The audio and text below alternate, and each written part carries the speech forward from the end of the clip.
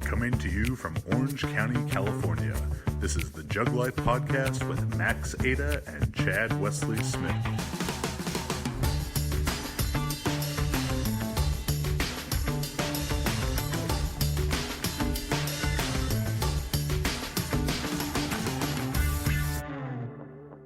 Hey everybody, what is up? I am Chad Wesley Smith, and this is another episode of the Jug Life Podcast. Thanks for tuning in, either on YouTube, as we're now going video every week, or just on the audio version on iTunes.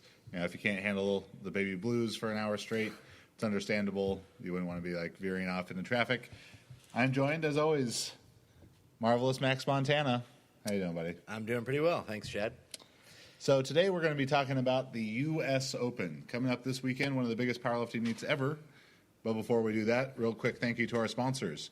Virus International for all your tight man pants needs. Use Jug for 10% off. Grind Sports Nutrition, formulated by Dr. Mike Israetel of Renaissance Periodization to fit right in with your RP diet. Use Jug 10 for 10% off at grindsupplements.com. Trifecta Nutrition, official meal prep provider of Team Juggernaut, official meal prep provider of USA Weightlifting, CrossFit Games, NFL players, all kinds of stuff. Trifecta's getting big. trifectanutrition.com/juggernaut, and you're getting great tasting food delivered right to your door. And French presses and French presses for those who love fine coffee and big triceps. It's a lifestyle. So, the U.S. Open, USPA US Open, this weekend at the Del Mar Fairgrounds.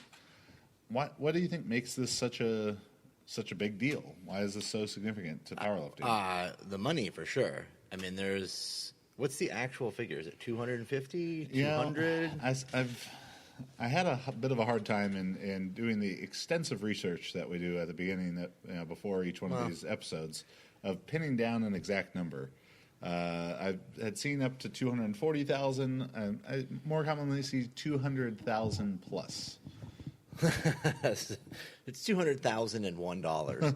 I think it's definitely, 200, even if it's 100, it's got to be more significant than any meet that I can think of in the last 20 years. Maybe there was some money meets in the WPO, but I doubt that money was even fulfilled. Yeah, I know that was a big complaint. If you're not familiar with the WPO, World Powerlifting Organization, this would have been kind of early, mid-2000s at the Arnold, multiply lifting in what, when multiply lifting was the lifting, was the only thing really. It would have been the IPF single ply stuff and multiply. Mm-hmm. And this was on, as much of a rock and roll kind of setup as you could have at the Arnold.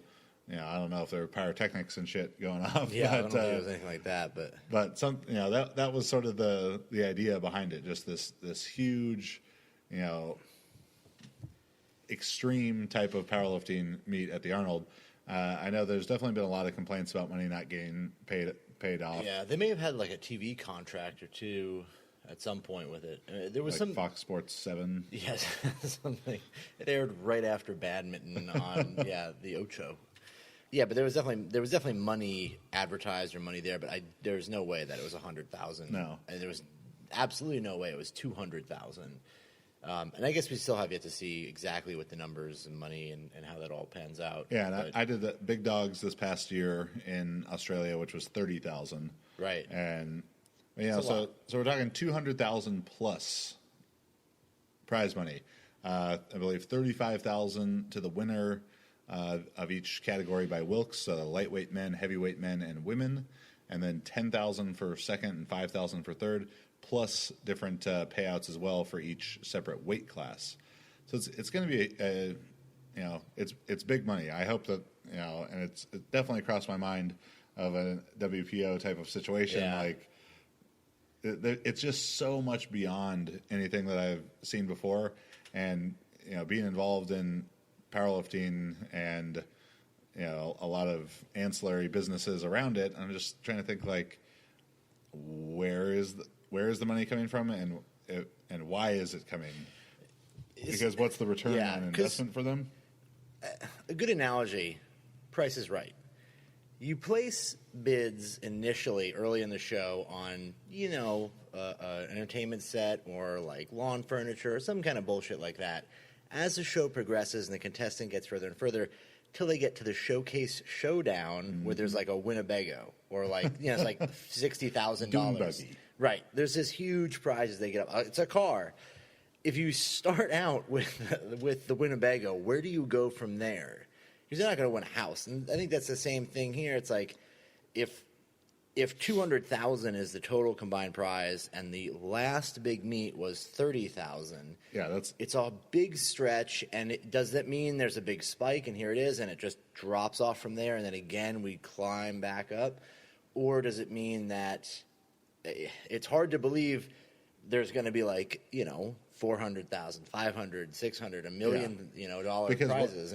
What companies would have an interest in helping fund that? Yeah. So this Kern Capital, the company that's involved, I don't know a ton about them. I mean, maybe they set up USPA US Open as a nonprofit. Like every monstrous charity. Yeah. I mean, every PGA golf tournament, all nonprofits. I mean, part of the NFL is set up as a nonprofit. Are they really? Yeah. So maybe they're doing something like that, and it's just a huge tax write-off for Kern Capital. That would make sense to me. Yeah. But that kind of stuff aside, I guess I would have, if I was running it, I probably would have been like, all right, 100,000, half of what they're putting in, still way bigger than anything else. Yeah. But would have maybe given some more time to grow or room to grow from there.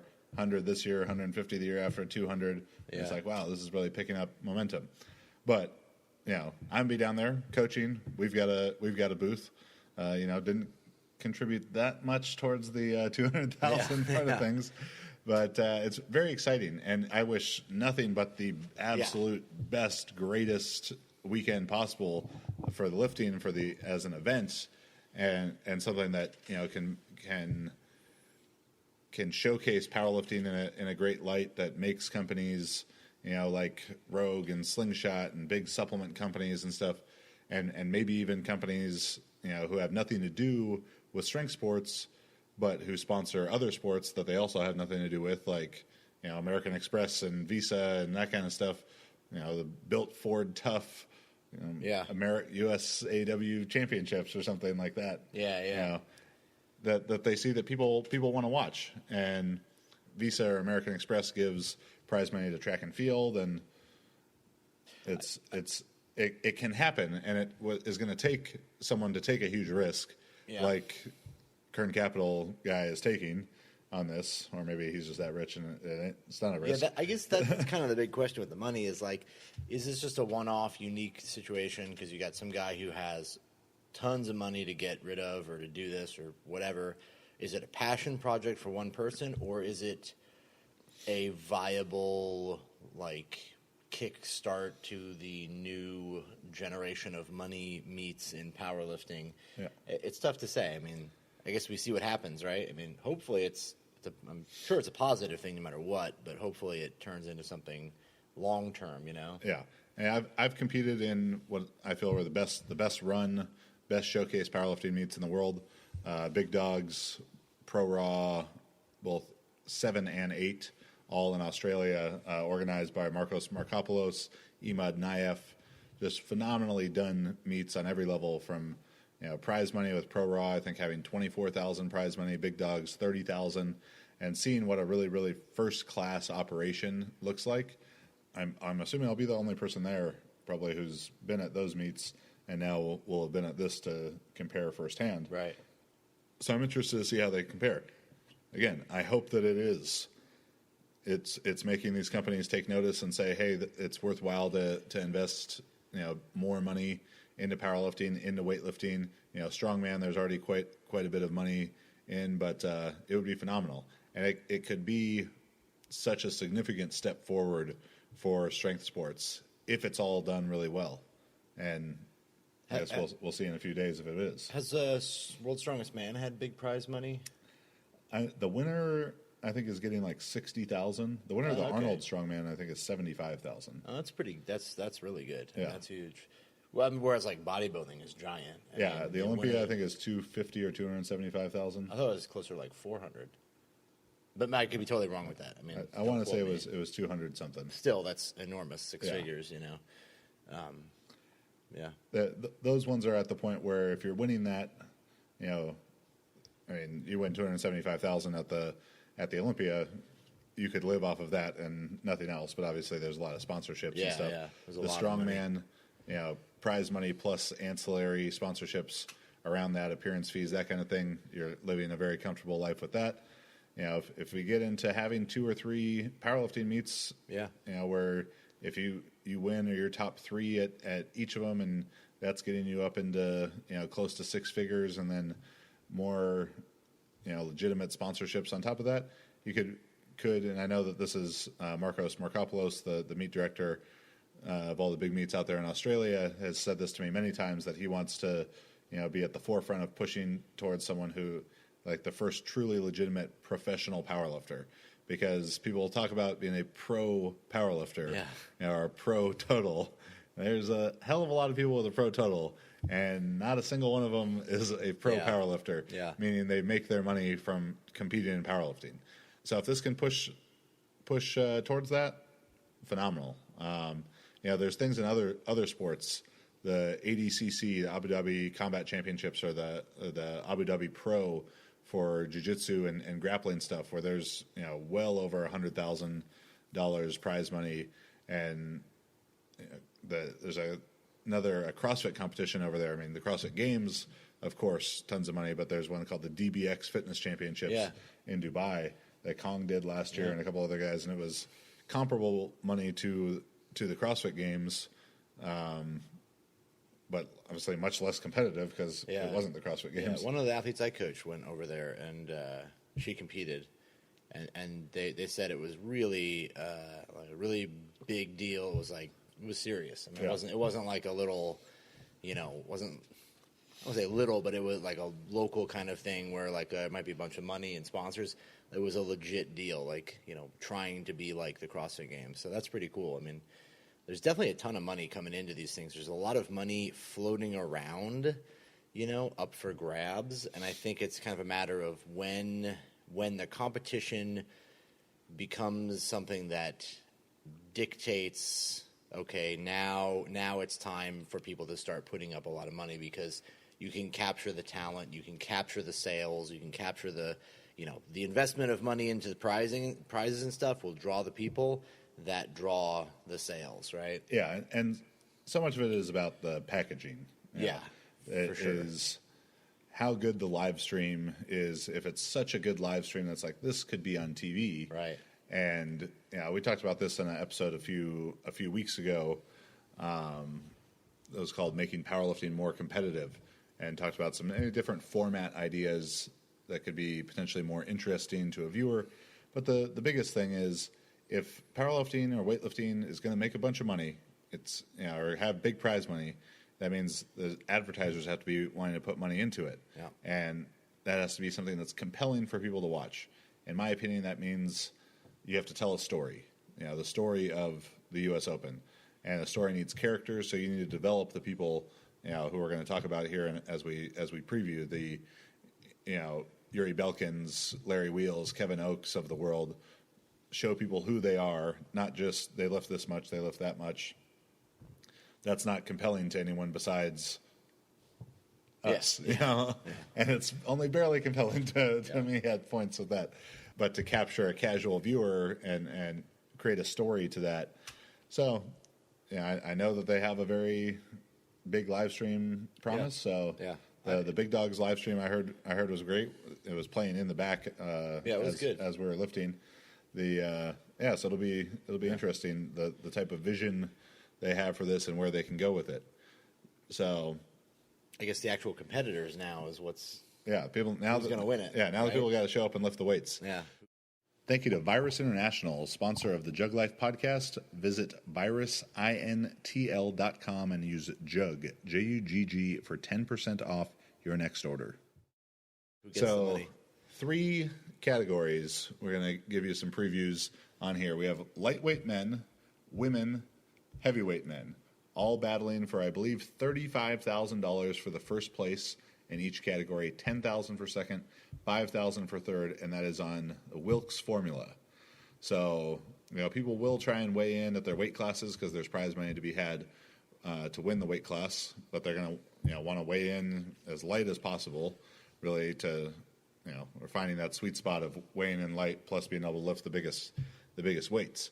And they've had a lot of lifters, a lot of guys have pulled out of the meet, myself included, because of some injuries, but still extremely stacked lineup. Yeah.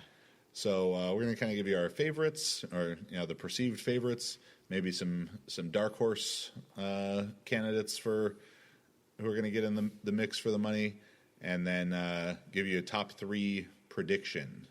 So starting with the lightweight men, which is going to be 148s, 165s, and 181s. I believe they're going 198s and up. Oh, really? As the heavyweights, and I may be wrong there, but I'm pretty sure that's the case, which I find odd. Yeah, that 198's rough because you got some 198s that are just super strong.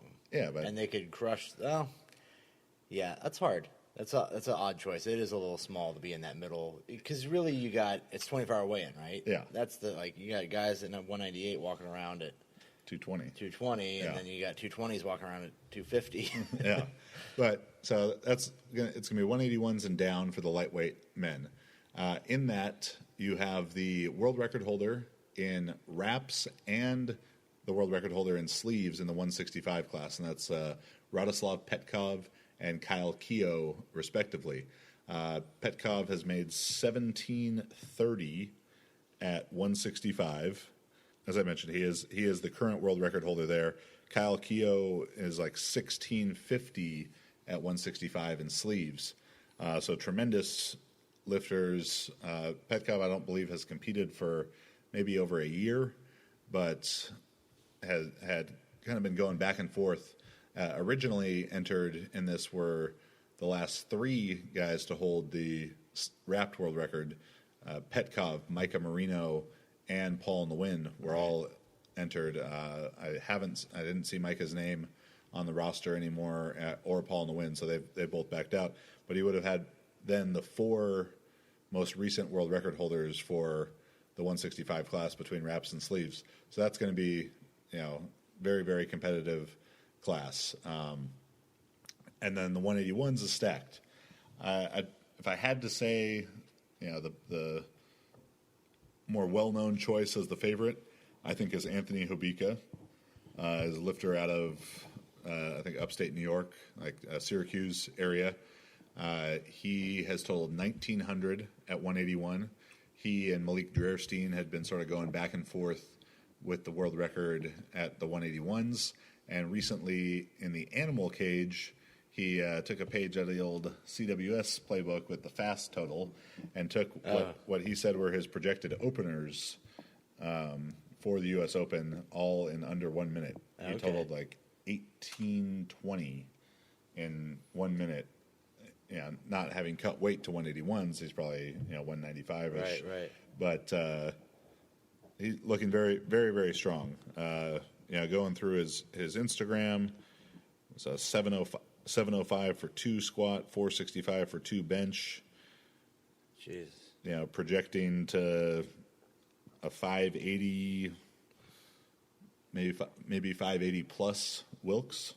That's big. Yeah. Petkov, not a real active on social media guy. One squat video that I saw didn't list the weight. Looked like 635 maybe, and it said it was for a triple.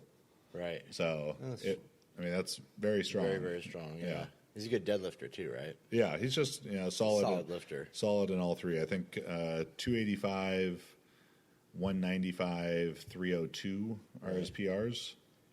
Okay. So, but yeah, so he's sitting on 1730. Hobika with 1900. So moving on to kind of maybe the dark horse, a little bit lesser known or less expected of them lifters in the lightweight men's class. One guy who I was not very familiar with, but in the bit of research for this, was very, very impressed by his Instagram videos and stuff, is a lifter out of Texas named Ben Pollock. So 181 with a 1908 total. Wow. 800-pound deadlift. At 181? Yeah, shredded. Very impressive physique. Wow. Man, this is a serious competition in this class. Yeah. So, with 181s has two guys in it who have totaled over 1,900 in competition before. Ben Pollock, and I think rightfully so. People are maybe trying to be a little bit more secretive about their training these last couple of weeks, because I wasn't necessarily seeing on him a lot of heavy singles that he was posting up. But, if there's 35 grand on the line, I probably don't want everyone to know. Yeah, I could see that. What I might be capable of there either. But obviously, very, very strong lifter. Seemed to have very, just solid technique and basic hard training from what I could glean from Instagram. A real threat for sure. Yeah, and my favorite, my pick to win the lightweight class is going to be maybe lesser known to people outside the USAPL IPF world, but is John Hack, the defending IPF world champion in the 83 kilo class. So now he'll be lifting at 82.5 on the 24-hour weigh-in instead of a 2-hour weigh-in. So last year, John Hack had a very memorable battle, and the most hyped up part of IPF Classic Worlds was Hack v. Gibbs. Brett Gibbs, great lifter from New Zealand, and John was able to come out on top on that. And John ended up being the only one of the USAPL lifters. Originally it was John, it was Dennis Cornelius, and then Chelsea Savitt on the women's side, who were these USAPL IPF competitors who were deciding to come over, to take a shot at winning the money. Yeah. And in doing so, would be taking a 1-year ban from IPF competition.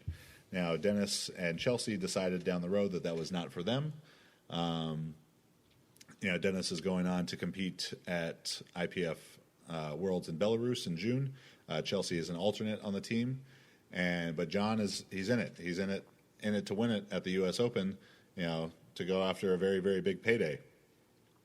So he's probably maybe the youngest competitor here. I think he's only 23, 24-ish. Yeah. And is making the transition sleeves to wraps. And before I started looking through the Instagram to see kind of where everyone was at and help inform these predictions, I was thinking John's really strong, but the transition to wraps, the pharmaceutical differences, of being an IPF competitor versus a not, I just didn't know if it would be there. I'm sure he would lift impressively, but then as I got looking at the numbers, he's done in training a 744 squat, a 468 bench, and a 722 deadlift for a 1934 training total. And all factors considered, he's my favorite to win, I think. Yeah, I mean, for sure. That's a really solid total for a IPF lifter. Yeah. I mean, the wraps obviously bring it up somewhat, but I mean, not by a significant margin. It's not like he's putting a suit on or anything. Yeah. I mean, between wraps, deadlift bar, different weigh-in. Yeah. Maybe just a slightly less strict judging standard. Yeah, that's true. And then the final of our dark horses in the lightweight men's is an athlete coached by me, Kevin Torres, the Pit Bull. I've actually been coaching Kevin now for 5, going on 6 years. Took him to his first powerlifting meet in 2011, August 2011, the SPF Power Station Pro-Am. Oh, nice. Cincinnati, Ohio. Actually in the Cincinnati Convention Center, though. Not in like a VFW hall or the ballroom of a Days Inn. And Kevin's he's a phenomenally strong lifter, and he's had an incredible training cycle. Kevin is a guy who, as he kind of did a couple meets when he was young in high school, and then was trying to play college football and stuff, and then has only maybe come back to powerlifting the last 2.5 years, and it's always been good squat, good bench, deadlifted badly that day. Maybe he was trying to make these hard weight cuts and couldn't make weight, and then he'd squat bad, bench and deadlift well. It was always 2 out of 3 lifts he would do well at the meet, and the training cycle has been incredible. He's done 665, 425, 675 in training for 1765 training total, which is 35 pounds over the world record in the 165s. Wow. So I'm very excited for Kevin. He's in great shape. Yeah, we've got some new help in the weight cut with Stan Efferding guiding that process for him there. Obviously, I do not advise about weight cuts. That is not my forte. All right, you got to stay in your lane. Why would you cut your weight? So I'm really excited for Kevin. I think he's a guy that no one is looking at as like he might be up in the money, but Kevin Torres is he's bringing it. So if I had to pick top 3 in the lightweight men, I'd say in first place, well, let's go in third place, I think will be the winner of the 165s. So that, again, is going to be between Kyle Keogh, the world record holder in sleeves, Radoslav Petkov, the world record holder in wraps, and then I think it really a 3-way battle between the two of them and Kevin Torres. And what's going to be so much different about this meet, and kind of, I guess, what's lost in a lot of powerlifting meets these days, is real competition, head-to-head competition. And people who lift in the USAPL and lift in the IPF have gotten this a lot more. I'll talk about that a bit more in a second. But it's not just going to be about about taking really aggressive attempts and potentially making this huge total. It's going to be about making 8 or 9 lifts and building your total throughout the day, because no one's winning $35,000 going 5 for 9. Yeah. Like, it's just not going to happen, particularly not when you have multiple world record holders in the weight class. Yeah. So in that 165 kind of 3-way battle, the person who makes 8 or 9 lifts is going to be the winner, and I think they're probably coming in third on the lightweight men for Wilkes. And my biased opinion is that that's going to be Kevin Torres. I think this is the one where he puts all 3 lifts together, very similarly to how a month ago Marissa had never had a meet where she had great squat, bench, and deadlift all in one day. It was always 2 out of the 3. She did 3 out of the 3, all perfect, 9 for 9 day, world record total. Yeah, I'm going to keep that trend of world record totals, perfect days for really short Mexican people. It's foreshadowing. I think. Is it actually a short Mexican person, or is it sort of the average? Marissa's uncles and stuff are like 6'2". I don't believe you. Her grandma, she said, was like 5'8". That's a giant. Her mom is 4'10". Her sister's like 4'9" or 4'10" too. Wow. Marissa's 5 feet tall. She's a small person. Yeah. But yeah, so we got to keep that trend going, Kevin, of near midget Mexican lifters coached by Chad making 9 for 9 world record days. There you go. So the 165s are those 3. What's the prize money for do you have any idea what the prize money for winning the weight classes? Is it insignificant? 1,500. Oh, that's pretty good. 1,000, something in that ballpark. So it's legit. Yeah, I mean, if there wasn't 35,000 for first in Wilkes, people would be like, "Shit, 1,500 for first in the weight class." That's very true. Yeah, so that's going to be phenomenal to watch on Sunday. My pick for second place in the lightweight men will be Anthony Hobika. He's got the 1,900 total out there. Again, tremendous 3-way battle. I think a lot of great lifters, and none of what we're saying today is to discount anyone who's in there. Yeah, we only have so much time, and I only have so much energy to follow people lifting, doing squats, bench, and deadlifts on Instagram.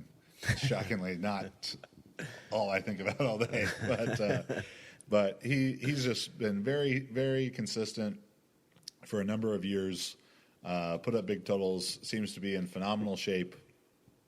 I think lifts to a good standard. That's going to be another big piece of this. Is the USPA is a federation regarded with very good, consistent judging. I have a lot of respect for what they do. They run great meets. They know that the court of public opinion, the court of public powerlifting opinion, probably the most harsh court there is going to be watching. every single one of these squats, Yep. every single one of these bench pauses and lockouts, every single one of these deadlift lockouts. And I'm expecting, from what I've seen in the athletes page for this, as I was entered, so I've been privy to that stuff, and just everything else, that they're looking to showcase their federation and their judging.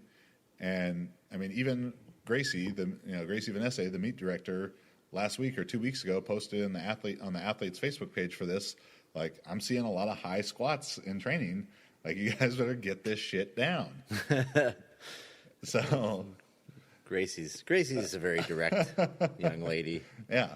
So if we've got the former West Side multiply girl telling you that you got high squats, you better get this shit down. Yeah, that is true. Yeah, they're clearly going to try and make a statement with the judging. They're not going to let bullshit pass on it, and that's going to make a huge difference as well. So Anthony Hobika, my pick for second place in the lightweight men by Wilkes, means my pick for first is John Hack.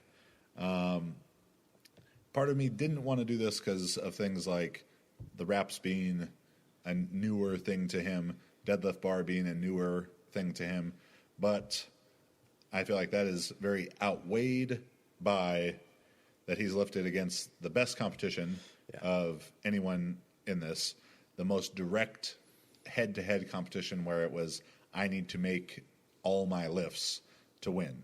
He did that very successfully last year at IPF Worlds against Brett Gibbs, a tremendous, tremendous lifter. Both guys battling for the world record. So he knows the two most important things. He knows how to lift a shitload of weight, and he knows how to win a powerlifting meet. That's such a huge thing, because in powerlifting, I mean, weightlifting and powerlifting are very similar, but in powerlifting, your strategy is kind of set in stone when you show up. You don't have these chances to, like, I'm gonna do this, then if I make it, I'll go there. And honestly, and just my personal opinion, I think a lot of powerlifters are horrible at strategizing for competition. Just they lack a fundamental understanding of, like, what do we need to accomplish and what's the best way to do that. And a huge part of it is just a matter of picking arbitrary numbers that have no significance, and I'm going to take this PR attempt on my second attempt, and then if I'm good, like, I'll go for, like, another 100 pounds, and I might make it. Like, maybe it'll be Christmas that day, and I'll do really well.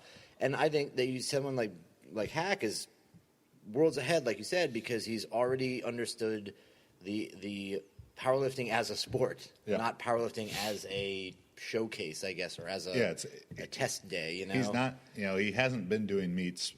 I'm sure the last 3 meets he's probably done, or USAPL Nationals, IPF Raw Worlds, and the Arnold. So those are the last 3 meets he's done before this one, to my knowledge. Maybe one other in between Nationals and this.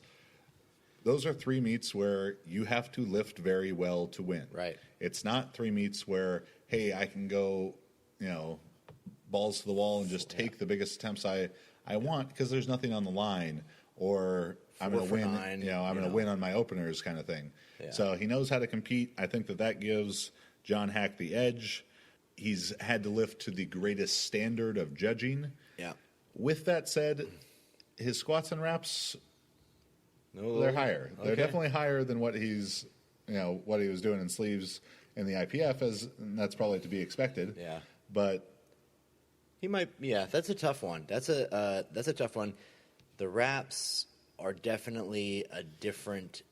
They're different. The skill is different. The speed, the feel, the depth, like your proprioception is different. Mm-hmm. Sometimes the wraps in a meet, you bury it more than you expect because you're not really sure where you're at. Sometimes you're high as shit and you feel like you can't go any lower. So it's like that's the wild card. Yeah, that's the one thing giving me a big pause on picking John Hack is he has so much less experience in wraps than these other guys, and doing it in training is one thing, but when it's going and his name is called and it's you got to make this to keep yourself in contention to win, for a 22-year-old guy, he's probably doubling the amount of money he makes each year. Salary. does the pressure get to him? I think he's going to rise to that Yeah. pressure and make it happen. Yeah. So John Hack, my pick for sure. the lightweight men. Grind Sports Nutrition is the official supplement provider of Team Juggernaut. Designed by Renaissance Periodization, there are no-nonsense supplements to fuel your hardest training. Use JUG10 at grindsupplements.com. Moving on to the women's powerlifting. I think this is probably a two-way battle for first. We're not going to go through class by class, and we just don't know as much about the women's lifters. Sorry, but Well, it's based on Wilks, and really to have the biggest Wilks, to be the best, you're going to have a great total. And while there's a lot of girls that are pretty strong that maybe have a good deadlift or a big squat and deadlift, the two women in this fight are, one of them is Susan Salazar, who's done a 600 plus Wilks, and the other is one of my old athletes, Christy Hawkins, who's creeping up on that 600 Wilks. This will be her first meet ever in wraps, and she's training with Dan Green now. So I'm sure she's a great performer, has all those things. Susan, same thing, rock solid, 9 for 9 meets. She's probably had more meets going 8 for 9 or 9 for 9 than anything else. So that's, you basically have those two battling it out. Susan's Wilks is probably a little bit ahead in the start. Just depends on how everything pans out. But those two are definitely the picks for the top there. Really, really going to be huge lifting from them, I would say. Yeah, what has Christy squatted in reps? I know she's done. She did 550 that I've seen, like 250 kilos. So, but I'm sure she squatted more. Yeah, I'm sure she squatted more than 550. The way 550 looked. And Salazar, there's a lot of different bars going on, a lot of bands and chains going on. So it's hard to say. It's tough to make predictions off of that.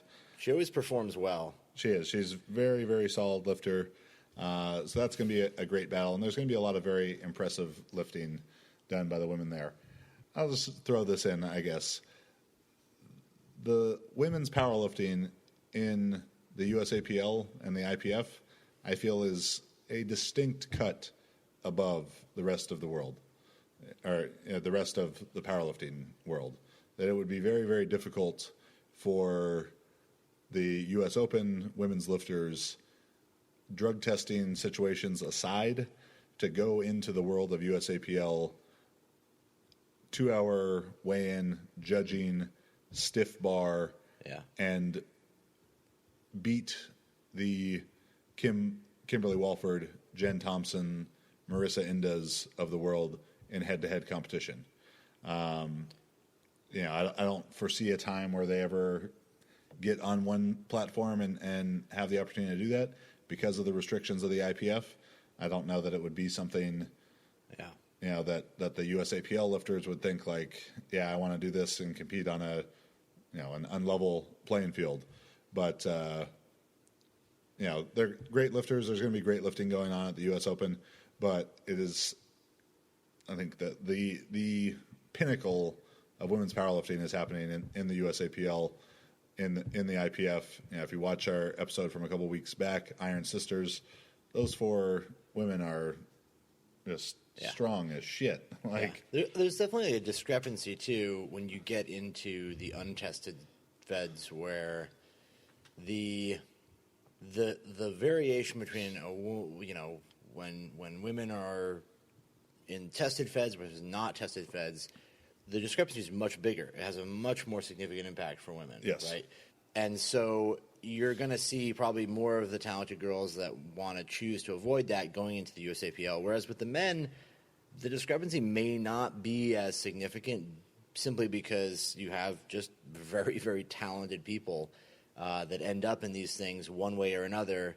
I think Ray Williams is a great example of he could walk into this meet too and probably hold his own, if not do.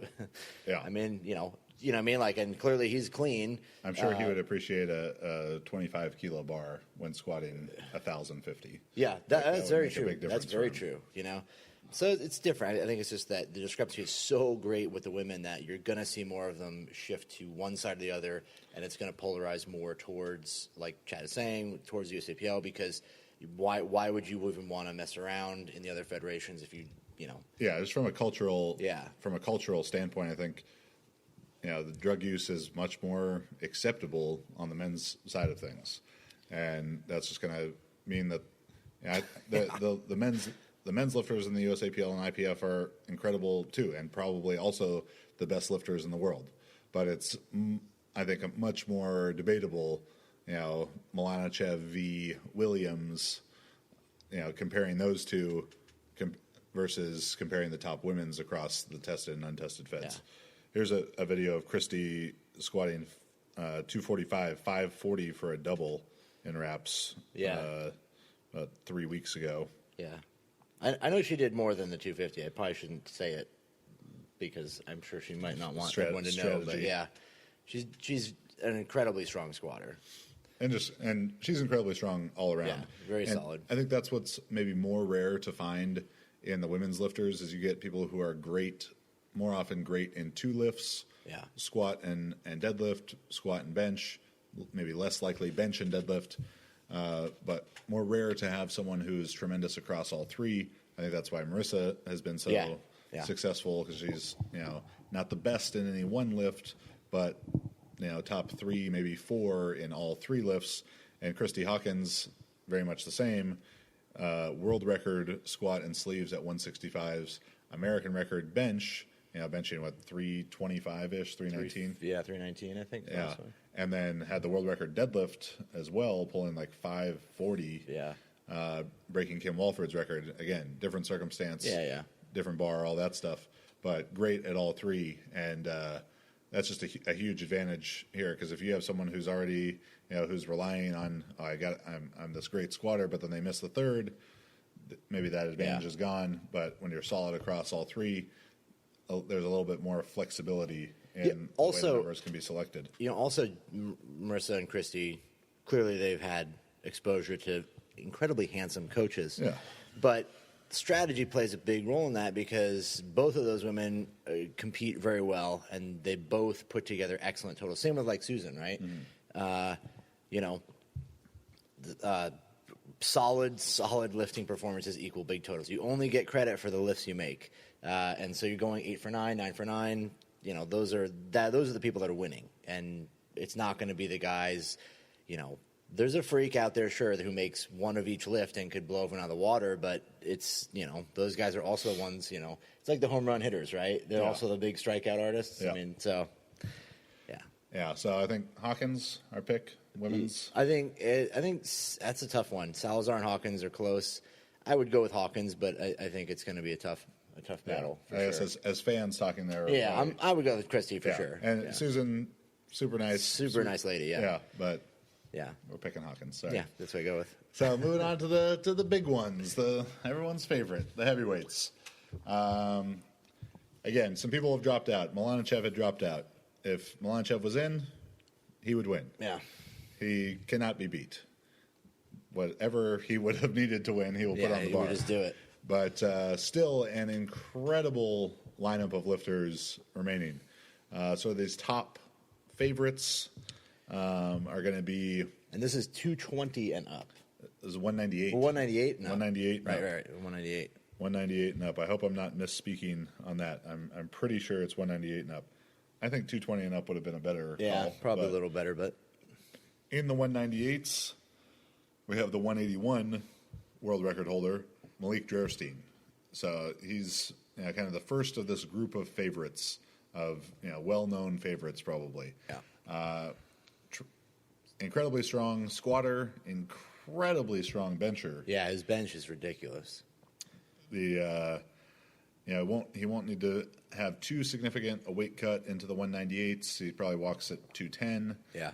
He's about the same height as Kevin, I'd say. He's in like the 5'3". He's that tall, really. He's only that tall. Yeah, he's very, very muscular. Like massive. His back is humongous. I mean, he's ridiculous.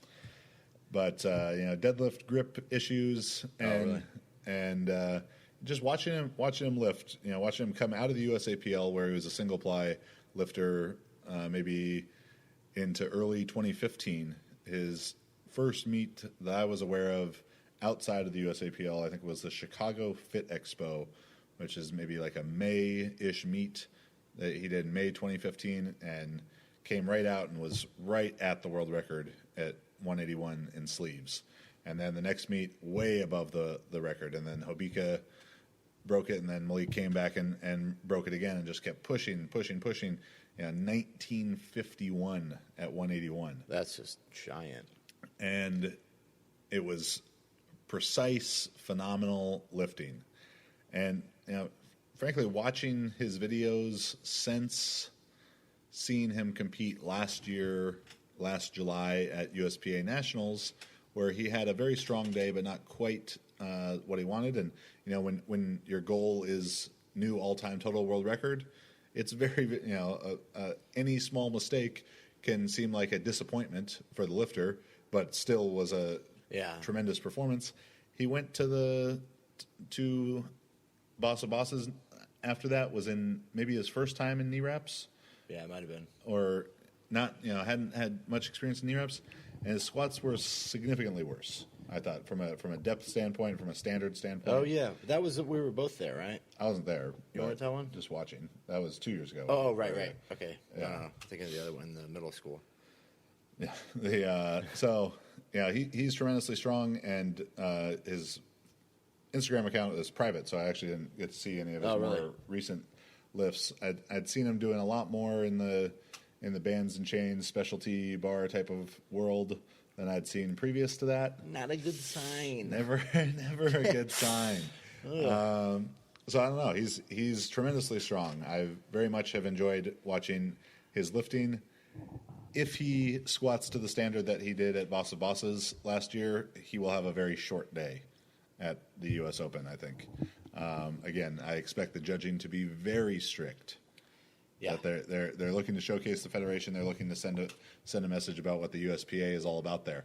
If he lifts to the standard that he's definitely capable of, he's going to be in the mix for some big numbers, as he has before posted maybe Wilkes in the 595 range. I believe his 1951 181 world record total is about a 595 Wilkes. So what did we say the Wilkes for the lightweight hack, guys? you think hack is? Or that range? Those guys are probably in the 590 range. So we're looking at like the winner of that. Like 600 Wilkes is really the number to break to be in contention. For the lightweight guys, if someone makes 600, I would be shocked if they were not the winner. Yeah. I could see the top three, maybe third place being in like a 570 kind of range, 565. So many times when big meets come up like this, and I was probably an example of this myself at Big Dogs last year, is from a fan's perspective, you see all the great lifting happening in training, and you think everyone is there's going to be 6 guys above the world record. Yeah. I thought that myself as a competitor when I first saw the list of, for Big Dogs last year. I was like, there could be 5 guys go over 2,400 here.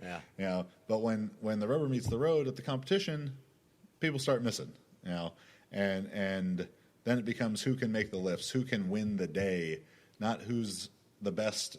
If we did this 10 times, who would win 9 times? It's the one who you only have to win one. Yeah. You just have to win that day. Will there be incredible performances? Yes. Will it be, this guy breaks the world record on his second deadlift, and then this guy comes back and breaks it on his second, and then he breaks it on his third, and then the other guy breaks it on his third?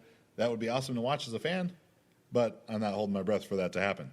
So Derstein, one of our first favorites for the heavyweight men, moving up to the 220s. This is where the money's at. I mean, this is where the machine, cyborg, Yuri Belkin. Yuri Belkin, 2193 at 220 world record. If he puts it all together, Yuri Belkin is the winner. by a lot. If he puts most of it together, yeah, he's probably the winner. if it was in the SPF with straps, we'd probably see 1,000-pound deadlift. Oh yeah, if it was in the SPF strap division. Yuri Belkin is, if you're looking to have really good powerlifting technique, Yeah. you can just put Yuri Belkin videos on a loop. You know, that could be an entire deadlift clinic. Flawless. Project the Yuri Belkin video on the wall. Yeah. Repeat. Tape the people's eyes open. Make them watch it until it's fully ingrained into their brain. Technician. And he's great at all three. He's not going to be affected by a big weight cut. You know, he walks around maybe in the mid 220s, easy, couple pounds down to make 220. He's good at all three. You know, we'll squat over 800. Yeah. We'll bench over 500. We'll likely pull over 900. I could definitely see Belkin putting, you know, a Wilks number up in the 620 plus type of range. If it's on in the deadlift and he's holding on to the bar, you know, is his third deadlift 970? Yeah, in my personal experience, when there's money on the line, Russian dudes do some crazy shit.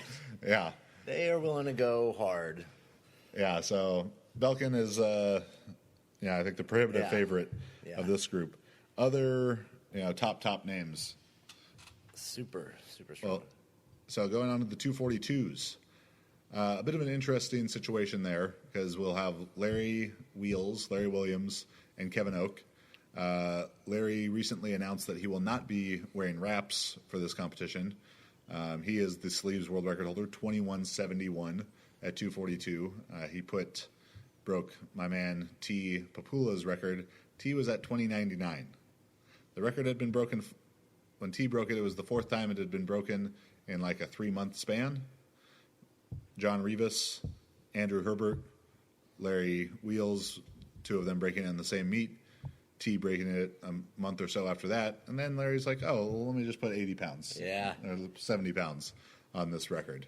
If you watch his training, holy shit. He's a freak. monster. 617 bench video last week. Not with the wraps on the elbows this time. Oh, wow.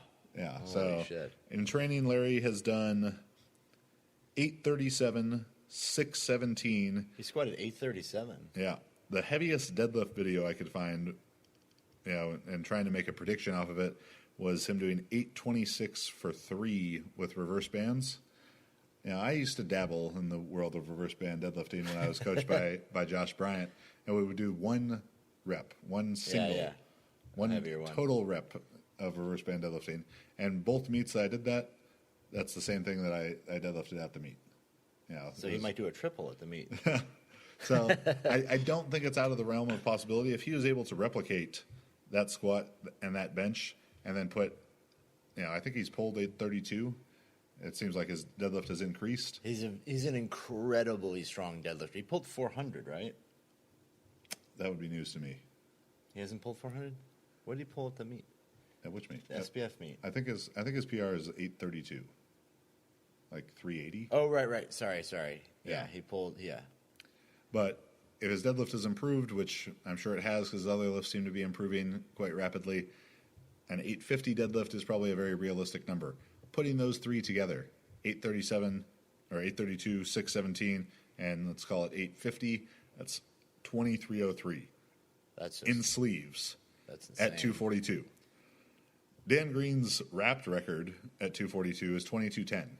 It was one of if not the best record I think when it was made. Yeah, it was huge. Still standing.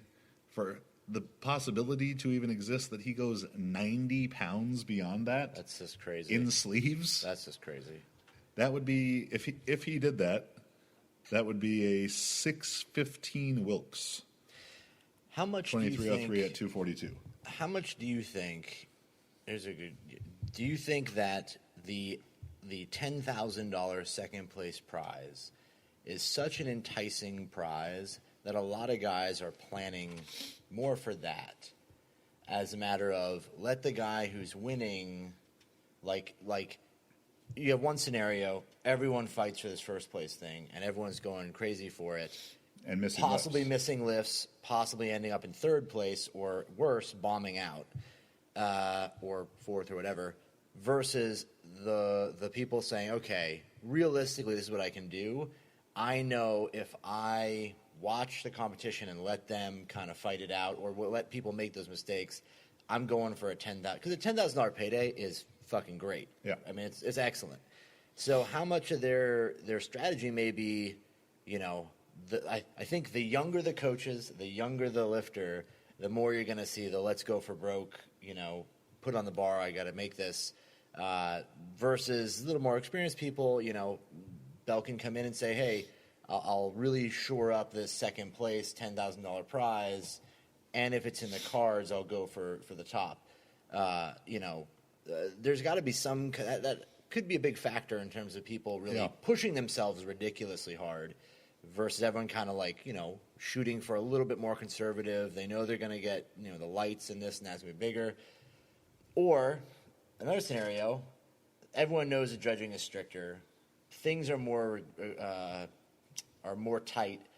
People pull back their numbers a little, but then that gives this opening of the door to people taking foolish attempts and saying, oh, now I can beat them because everyone's kind of going a little more conservatively. That's what reverse. Where that's what we'll have to find out on the day. And I think that's a big. Well, you know, to paraphrase our friend James Smith, you know, in regards to something like Larry Wheels doing 2,300, you know, that is a phenomenal number, but is really arbitrary. Right. It is a construct of the Industrial Revolution's, you know, decision to make psychological revolution. Making weight measuring units in these specific increments. But you know, 2303 is a phenomenal number, but 2270 is a 100-pound PR and an insane total too. Yeah. So, and is that the difference of these little, you know, 2.5 kilos less here, 5 kilos less there, 8 for 9, 9 for 9 kind of day, versus chasing the arbitrary 2300 and, you know, and falling short and maybe making 5 for 9 or 6 for 9. So that'll be an interesting thing to watch. Yeah. You know, when I first saw that he was going in sleeves, I was like, oh, that's, you know, I guess he's out of the money. And then I actually started looking more at the videos and doing some math, and was like, maybe he's not out of the money. Yeah. Joining him in the 242 class will be his now sometimes training partner. That's got to be fucking wild. The 220 class world record holder in wraps, Kevin Oak. Yeah. Kevin has training total that I've seen, train numbers I've seen are 892, 893 in the squat, 405 kilos, a 512 bench, and a 801 deadlift, as well as a 775 for 2 deadlift. So that's projecting him probably in the 590 to 610 range for the Wilks. That's huge. You know, Belkin 606. You know, but these guys are projecting more. I think Belkin will do more than that, but it's not. You know, it's by no means a one-man show. Who else do we have in there, actually? We have the wildest wild card. Leader from True Lies. Oh. The villain from True Lies. Leader of the Crimson Jihad. Zahir Kahudorov. Zahir is nuts. He's crazy. Zahir is there. Yeah. People may lose limbs. They may lose limbs. Or thousands of pounds may be lifted. Yeah, people may lose out on $35,000 as Zahir takes the Finland back with him. Something else. Yeah, Zahir, I mean, Zahir's mental fortitude bordering on possible insanity when it comes to something else. Squatting and you know, in 2013, Zahir squatted 400 kilos for the first time, and it was this phenomenal performance.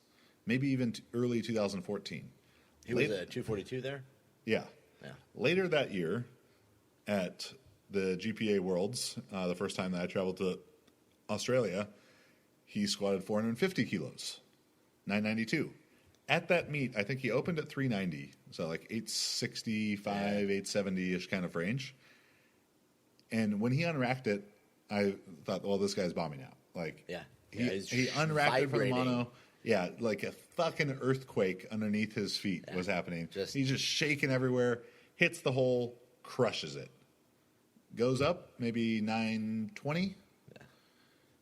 On his way down, still shaking like crazy, falls over sideways with the weight on his back. Yeah. Goes up like 948. shaking, crushes it. Fourth attempt, 992. Yeah. Like, to have the mental strength to increase your squat that much in a short time, like, you know what happens if you fuck the squat up? The bar just smashes you. Like, it's much different, I think, than building your mind around pulling a huge deadlift, which takes incredible mental fortitude as well. Yeah. But to put it on your back when it feels so heavy, as it clearly did to him, there's no way that a guy is shaking like that if it's not. And then for another 6 months after his 450, he's doing 475, 480. And, like, it's also like the training squats, you see, they're high as shit. I mean, they're high as shit. Are the spotters' hands on them? Yeah. But it's still 500 kilos. Yeah. I mean, it's like that in and of itself, just the act of doing that to yourself. Yeah. That's pretty nuts. He's a trip. Yeah. Really, really nice guy Yeah. in person. I would not. It's not the Crimson Jihad that you thought. No, not the kill motherfucker, die kilos, 500 kilos kill. Yeah. That you The see poems, on Instagram. those poems he writes. He is a wordsmith. Incredibly nice guy. But, Zahir he's a wild card. He's insane. Last year, the same meet on a different federation, but he came out and bombed. He dumped the bar. Yeah, he tried to open at like 1,060 or something. Dumped the bar on his opener. I don't understand how Daniel Bell's fingers stayed attached to his hand after getting his hand trapped between the bar and the spotting straps, and then missed it twice after that.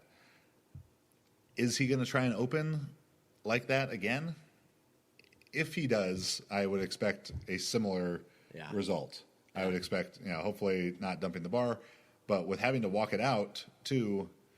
Oh, right. Yeah, there's that one big caveat. They have to walk the weight out. You got to get to the squat before you can. Shit, that's going to be. Yeah. So. That's just, I can't imagine. I can't conceive of what that looks like for Zahir. Yeah, I'm going to give him a wide berth. If they need extra spotters, no thank you. I will not be taking that. So if he tries to open 1,050 or something, I'm guessing bomb out. But if he is more reasonable with that and maybe tries to go 950, 1,000, 1,050, build some momentum into it, we could be looking at something else. He's a huge bencher, too. I mean, he's benched 280 kilos, 617. Yeah. And has pulled probably with straps, but like 400 kilos. So while Zahir is a wild card, and is a little bit of a loose cannon when it comes to this kind of thing, he could just come out and just slap that wild card down. Wild card, bitches. That's why he's the wild card. That is why he's the wild card. He's not just crazy. If it all goes to plan, if there is a plan, if things happen in his favor, yes, you could see something unbelievable happening. Yeah, I mean, if I'm a betting man on this, I'm probably betting on bomb out. But if they're going to give me some incredible odds for Zahir going like 1,050, 600, 850, numbers that he's done, all of those, he's can potentially do that. Yeah. That adds up to 2,500 and a 650 Wilks on a perfect day, lifting as a 275. Monstrous Wilks. Yeah. So a stretch probably, but I saw he said he was going to do 550 squat. As his opener? Well, when else are you going to take 550? What, 450, 500, 550? I guess. There's 550, 550, 550. Yeah. Who knows? You need a couple to get the groove, then you got it the last one. Yeah. The thing is, when he does stand up with them, they just move. Yes. If the squat was from the bottom up, Zahir would have squatted 600 kilos probably. Well, he is like my boy Derek Kendall in that way. Yeah. Derek, who I still think might be the strongest man ever. Yeah. His squat walkouts, it was like he would try and sneak the bar out of the rack. He was trying to get it out of the rack and get it into position before the bar knew what was going on. Like It was like the bar was asleep, and he was going to pick it up ever so gently and just bring it on here. And then he would hit the hole after this shaky as shit, passive walkout, and they'd hit the hole with 9:15 in sleeves and just murder it. Yeah, just no effort at all. Just the bar just flew. Yeah, and Zahir is in that same way. Like if he can get it to where he can begin the squat or get it to the bottom, he's bringing it back to the top. But we'll see. It could be. Who knows what's going on there? He's exciting. It's going to be exciting. It will be fun. Dark horses in the heavyweight category. I can't see anyone else besides those 5 that we already mentioned getting into the money for the top 3, but there's going to be other phenomenal lifting. In the 242s, former world record holder in sleeves, Andrew Herbert, Herbie the Love Bug. Super, super strong dude. Super strong, super jacked. Yeah. A lot of these guys They're all jacked. Really jacked. I mean, Belkin's not muscular, but Belkin, if you had a contest like who can look the most like a plumber, Belkin might win that contest. Yeah, if it was just a lineup beforehand. Height amongst normal people, Belkin would win hands down. Yeah. Herbert would lose by far. Well, Herbert and Larry Wheels and Kevin Zahir would also have a hard time. All these guys are, it's like you use muscles to lift weights. Or something. It's like being jacked helps you lift weights.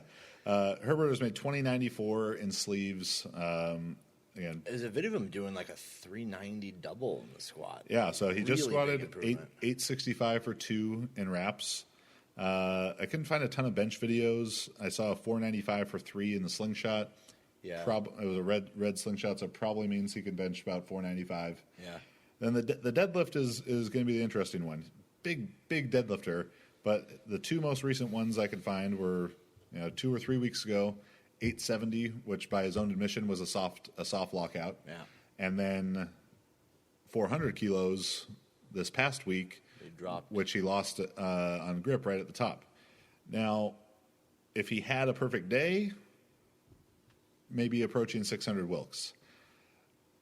He's training there at Boss. He's with Dan. He's making what I feel is a similar error to what I think Dan has done with his own training, is particularly in the deadlift, where you've seen Dan pull 400 kilos in the gym, 455 kilos off of blocks.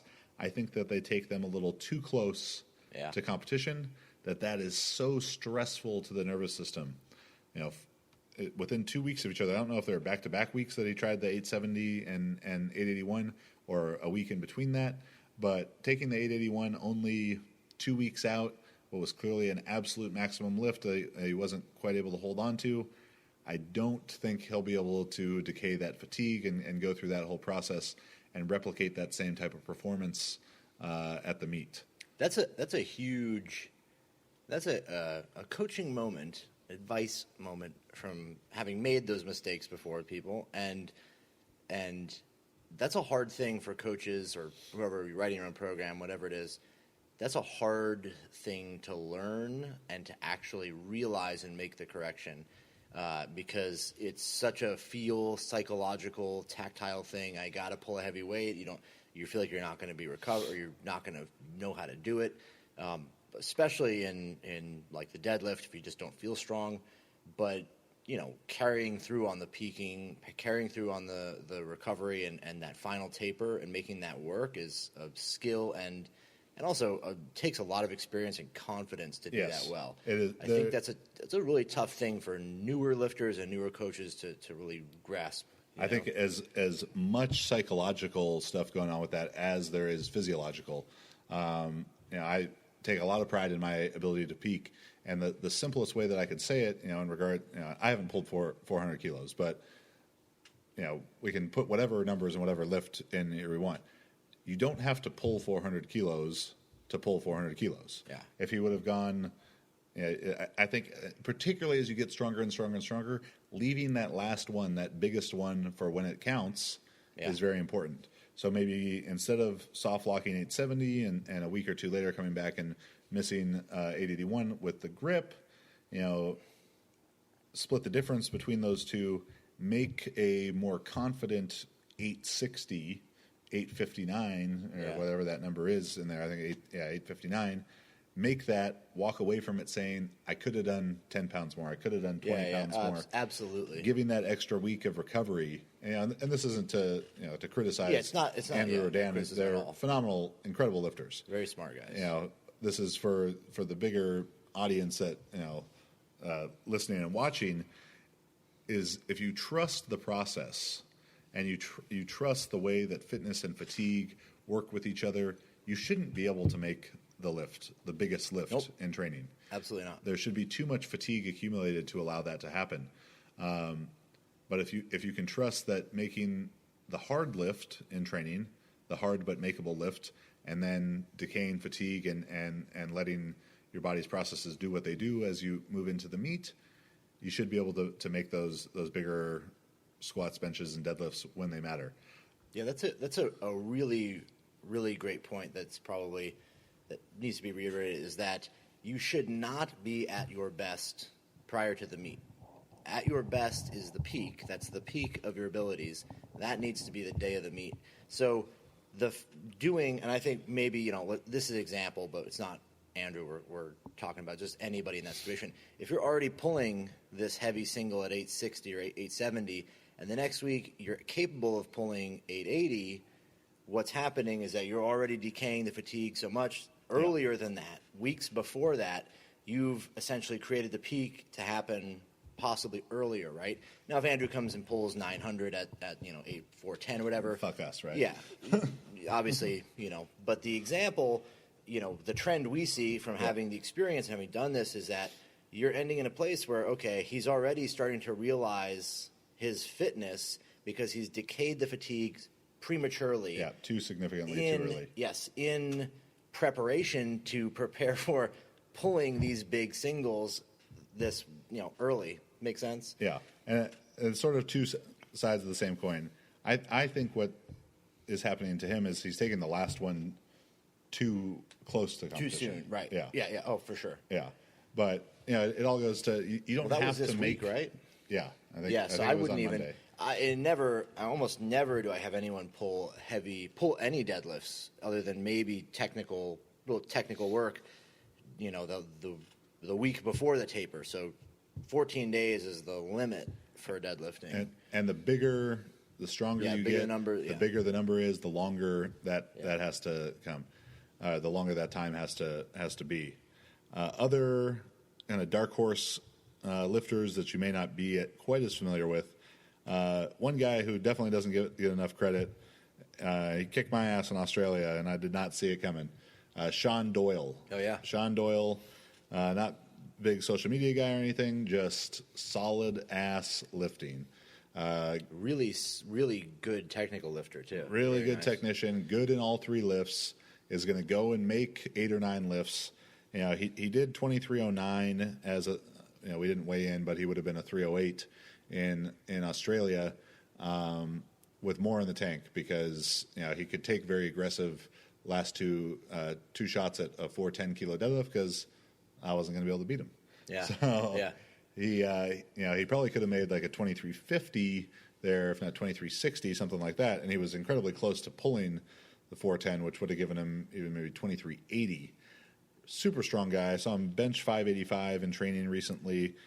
I would expect that he's over 925 in the squat, 580, 590 kind of range in the bench. And he's pulled 402 before, 887. So he puts all three together. He's going to potentially get into that 585 plus Wilks range, and if the scenarios Max are talking about start to happen, guys take really aggressive numbers trying to go for the 35 grand. Mm-hmm. They end up even missing out on the 10 grand because they end up with 5 for 9, 6 for 9 kind of days. A guy like Sean Doyle can come along with a 9 for 9. Just very solid lifting across the board, and maybe get some big money there. Solid beard as well. Solid beard and solid O'Doyle Rules shirt game as well. Did he have one? He had an O'Doyle Rules. Yeah, you gotta love a man with his O'Doyle Rules shirt. Oh yeah, yeah. Finally, the last lifter to talk about is going to be Andy Huang. Andy will be lifting in sleeves. He is coached by me. He's also one of our Juggernaut online coaching coaches. Andy is my most improved lifter. He's put over 300 pounds on his total in our about 20 months working together. Sold 21.93 in sleeves as a 275 at the LA Fit Expo. That was by 843, 507, 843. That sound right? Mm-hmm. Yeah. Yeah. He's just improved across the board. He's super strong, very technical, just a kind of cerebral guy about what he does. Again, he's going to be lifting in sleeves, so no real chance for him to get up in the top prize money by Wilkes, but very possible he wins the 275s, and very possible he breaks Stan Efforting's record of 22.26 in sleeves as the 275 sleeve world record, which would also beat my own PR in that, which would make the third person I would have coached who would now be stronger than me. Well. Ugh. Maybe it's time to dust off the old powerlifting suit. Let's not get our singlet all in a bunch now. But I'm very excited. And Andy's going to have a great meet and give that 275 sleeves record a good run. Trifecta provides pre-cooked organic food delivered right to your door weekly to help fit with your Renaissance diet, fuel your hard training, improve your recovery, and make your life easier. Visit trifectanutrition.com/juggernaut. Picking the top three, the money winners for the heavyweight men. My pick, let me know what you think here, Max. I'm picking in third, Larry Wheels. Maybe. Just the fact that he's lifting in sleeves, not in wraps. Yeah, that's a big disadvantage. I also think, though, that Larry is... I watched him lift it in Dublin, and... At Dublin, California, not Ireland. Yeah. Incredibly impressive. Yeah. And it appears he's made a lot of improvements. I mean, he's really solid in his lifting. He doesn't seem to give off a lot of like shakiness and sort of like some good meets, some bad. So that's where I say he seemed a little more consistent. He hasn't done a lot though. Hasn't done as much as maybe Oak or anyone else. But well, he's done 21.71. No, meets competitions where you say, okay, I have a good base to draw from and say, okay, he's gonna, he was always squatting high or something. But and doing it to probably a stricter judging standard than he's done before, as I think he's most often competed RPS, SPF stuff. That's true. That could be a little tougher on him. Kevin Oak and Larry Williams are strong as shit. They are incredible. And if one of them's wearing wraps and one of them's wearing sleeves, I got to pick the guy wearing wraps to win. In the same weight class. So I got Larry Williams in third, making just a stupid total. Very possibly putting 100 pounds plus on his own world record. But to think that he's going to go from Boss of Bosses in August, totaling 20.95, to the record breakers in November doing 21.71, so a 75-pound PR, to then go again and put 130 pounds on that in the next 5 months. What is Oak's total? Kevin Oak's best total is, I didn't write it down. It's like 2150 something, 2160 something. I think at 220 in wraps. Okay. But his training numbers, 892, 512, 801. Oh, they get that huge squat. Huge squat, yeah. And, Kevin was a guy who was also doing RPS meets and stuff, and his training videos and his squat, man, they all looked high. They did the Fit Expo, and it was like... LA Fit Expo 2016. Yeah.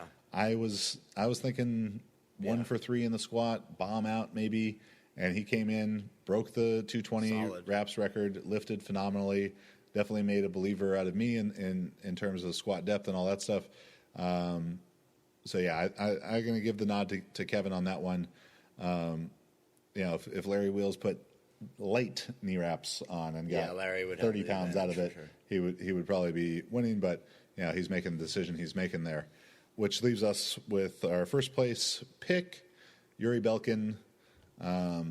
Is just solid. I mean, there's no doubt about what he's going to do. Yeah, his numbers will be there. Yeah. Whatever he puts on the bar, he's probably making because he's not going to make bad attempts. Yeah, I mean, he misses deadlifts. Yeah, for sure. He is not nearly as solid a number one pick as if Milanichev was competing. Yeah. Where Milanichev seems to, whatever is needed to lift, he would lift. Yuri Belkin, I think, is going to win. I think is going to probably make a 615 to 625 type of Wilks.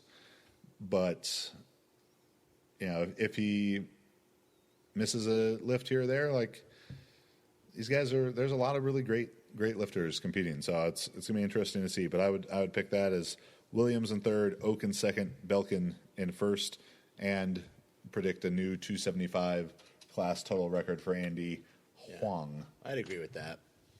I would say the Williams Oak battle is probably going to be interesting. Yeah, they train together. Yeah, and they're probably pushing each other a lot. So it'd be interesting to see what those two actually drive each other to do.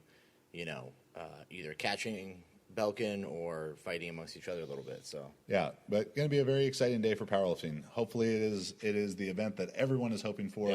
Yeah. That there's a bunch of 8 for 9, 9 for 9 performances, world records, huge lifts, great judging standard. I know Del Mar Fairgrounds will be an excellent venue. That the live stream is awesome and all that. Got our fingers crossed for you here at US Open. A lot of. No pressure, but you could kind of make it for powerlifting here. So it all rides on you. Going to be an exciting day. I will be in attendance both days, coaching Andy Huang on Saturday and Kevin Torres on Sunday. We'll also have a Juggernaut booth. You can stop by, get some of our new apparel, which will be debuting for the first time down there. Marissa will be at the booth. Kristen will be at the booth. Zach Bartel will be at the booth. If that means anything to you. Strap your balls on. Zach Bartel will be there. So it'll be a great day. Stop by, say hi, take a picture, that kind of thing. Exciting. It's going to be an exciting day for powerlifting. Coming up on the schedule this weekend, on the 15th, same day as the first day of the US Open, you weightlifters who don't care about, the poor, pathetic powerlifters with their lack of athleticism and whatnot, can come and learn from Maximum Montana. Joe's going to be helping you out with that. Joe will be there, yeah. Yeah, Joanne. We have good people who are good at snatching, I heard. We have a few that know their way around the barbell. Yeah. Yeah, a couple of good ones. They've hoisted a snatch here. Yeah. They've cleared some kilos over their head. Cleared. They cleared it. They cleared it right over their head. But yeah, come learn from Max, Joe, Colin Burns, Courtney Batchelor, Anthony Pomponio, Kristen Pope. Maybe the whole gang will be here. Yeah, we'll see who shows up. But Snatch Workshop here at Juggernaut HQ in Laguna Niguel. You can sign up for that at store.jtsstrength.com under events. Beyond that, last weekend in April, me and the 3 doctors, Mike, James, Quinn, Arlington, Texas, University of Texas, Arlington, for the Juggernaut Performance Summit, teaching you about the 4 most important things there are to know in regards to lifting pieces of metal attached to other pieces of metal, program design, nutrition, movement, and recovery. So can sign up for that, and that's just all-day lecture. Ears will be bleeding by the end of it, but a pleasurable bleeding, I'd like to think. Or just bleeding from Mike's endless, horrifically vulgar presetation. No, yes, but really, it is actually pretty vulgar. It gets pretty. No kids, but it's hilarious. 18 and over. Yeah, we're gonna put the parental advisory sticker on Dr. Israel's nutrition presentation. Wow. Nick will get mad at him though. Oh yeah, he's got to do it. He's got to do it nice this time. He's got to do a nice one. But yeah, so we have that. Beyond that, in May, no seminars coming up in May that I can think of. In June, the dueling seminars. Yeah. First weekend in June 4th and 5th. 3rd and 4th? 3rd and 4th and 5th. The Saturday and Sunday. Yeah. The first one's in June. On the Saturday, Marissa and I will be at the Naturally Fit Games in Austin. I'll be being neither natural nor fit there, but they'll still let me in anyways. And Max will be at Brazos Valley Barbell. Yep. Brazos Valley Barbell? Something like that, yeah. I believe so. So Max will be at Brazos Barbell in Beautiful College Station. College Station. Is it powerlifting on Saturday? Yes, I believe weightlifting's first day and powerlifting second. Weightlifting on Saturday, powerlifting on Sunday for him. I'll be at Naturally Fit Games doing the booth, maybe doing a trick of lifting of some sort. We'll see. I'm not medley making of sorts, a socio-constructed event in which a man hoists bars. I don't know, some kind of James Smith thing. Yeah, but no promises on if I'll be doing that or not. But then the next day we will be at FTA Gym. What that stands for, I don't remember. But Marissa and I will be conducting a powerlifting clinic there on Sunday, either June 4th or 5th, whatever day that is. Maybe I'll just look it up. The 3rd is Saturday, the 4th is Sunday. So 3rd, weightlifting, Brazzers Valley Barbell, Brazos Valley Barbell and College Station. The 4th, powerlifting with Max. Or you could come to beautiful Austin, Texas. Same day. The actual beautiful city. It's fun and stuff. Well, and learn how to do powerlifting things from me. We didn't plan it that way. That's true. That was maybe an oversight. But I think they're pretty far apart from each other. It's far enough apart that, you know. Yeah, Texas is a big place. Yeah. Later in June, on the 18th, here at Juggernaut HQ, we have the USAW Juggernaut Summer Showdown. That's a weightlifting meet. And then, because apparently I'm not creative as shit for coming up with names for meets, on August 20th, there'll be the USA Powerlifting Juggernaut Summer Showdown, the second annual. Oh, my. That's right, the second annual. It is. Yeah. That'll be the second one.